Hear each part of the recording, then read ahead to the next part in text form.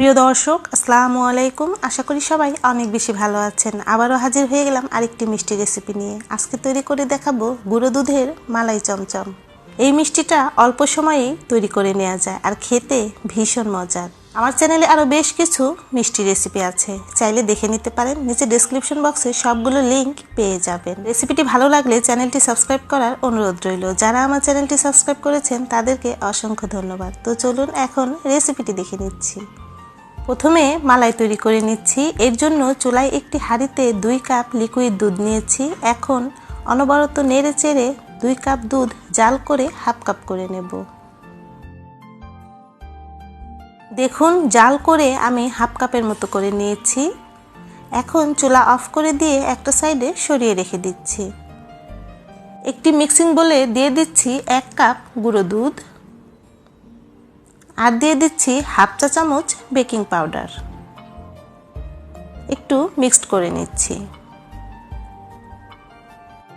এখন দিয়ে দিচ্ছি ঘি। এখানে 1 টেবিল চামচ ঘি আমি মেল্ট করে নিয়েছি।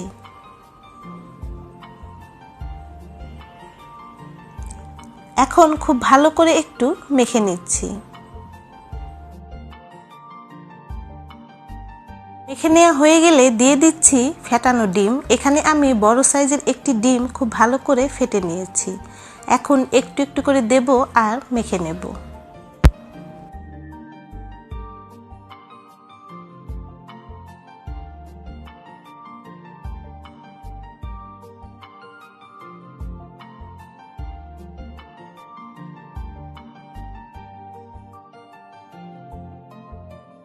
আমার পুরো একটি ডিমই লেগেছে। এরকম নরম ডো তৈরি করার জন্য যতটুকু ডিমের প্রয়োজন হবে ততটুকুই দিতে হবে।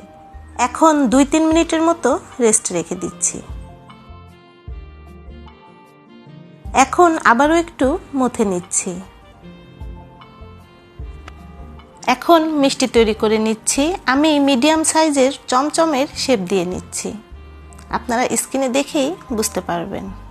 আমি মিডিয়াম সাইজের চমচমের শেপ দিয়ে নিচ্ছি, কারণ শিরায় দেবার পর মিষ্টিগুলো ডাবল হয়ে যাবে। অতিরিক্ত বড় সাইজ করে নিলে কিন্তু মিষ্টিগুলো শিরায় দেবার পর ভেঙে যাওয়ার সম্ভাবনা থাকে। অনেকেই ভাবতে পারেন ডিম দিয়ে মেখে নেওয়ার কারণে ডিমের কোনো গন্ধ মিষ্টিতে থাকবে কিনা। না, কোনো গন্ধই থাকবে না, কারণ এই মিষ্টিগুলো আমরা রান্না করে নেব। গুঁড়ো দুধের মিষ্টিগুলো খেতে একটু বেশি মজার হয়। আপনারা তৈরি করে খেয়ে দেখবেন।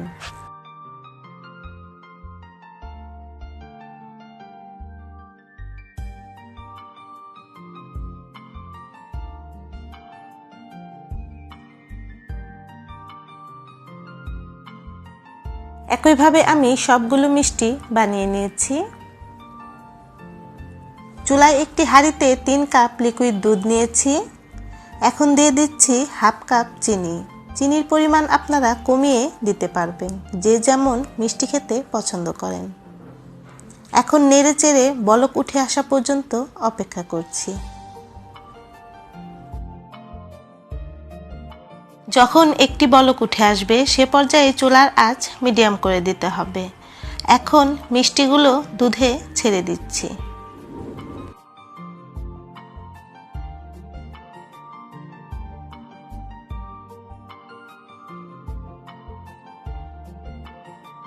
এখন ঢেকে দিচ্ছি 5 মিনিটের জন্য। এই 5 মিনিটের মাঝে হাতলটা ধরে একটু নেড়ে চেড়ে দিতে হবে।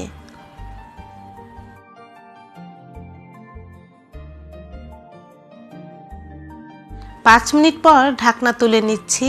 দেখুন মিষ্টিগুলো ফুলে ডাবল হয়ে গিয়েছে। এই পর্যায়ে মিষ্টিগুলো অনেক নরম থাকে, তাই হাঁড়ির হাতলটা ধরে নেড়ে চেড়ে দিচ্ছি। এখন ঢাকনা ছাড়া জাল করে নিচ্ছি আরও 10 মিনিট।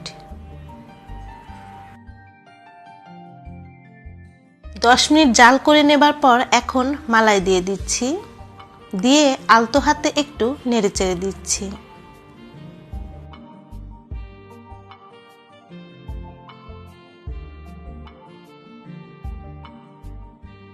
এখন আরও 2-3 মিনিটের মতো জাল করে চুলা অফ করে দিয়ে ঢেকে রেখে দেব, যতক্ষণ পর্যন্ত না পুরোপুরি ঠান্ডা হয়ে আসবে। প্রিয় দর্শক, আশা করি মালাই চমচমের রেসিপিটি আপনাদের কাছে ভালো লেগেছে। আবারও বলছি, ভালো লাগলে চ্যানেলটি সাবস্ক্রাইব করে পাশের বেল বাটনটি বাজিয়ে রাখবেন।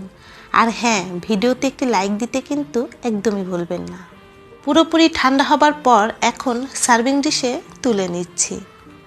একটি মিষ্টি আমি আপনাদের কেটে দেখাচ্ছি যে এটা কতটা নরম তুলতুলে হয়েছে।